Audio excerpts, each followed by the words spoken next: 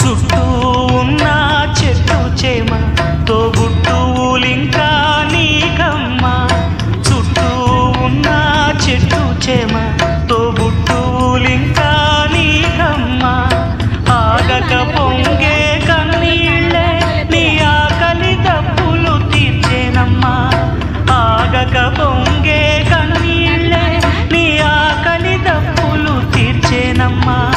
పట్టిన గ్రహణం విడిచి నీ బతుకున పున్నమి పండే గడియ వస్తుందమ్మా ఒకనాడు.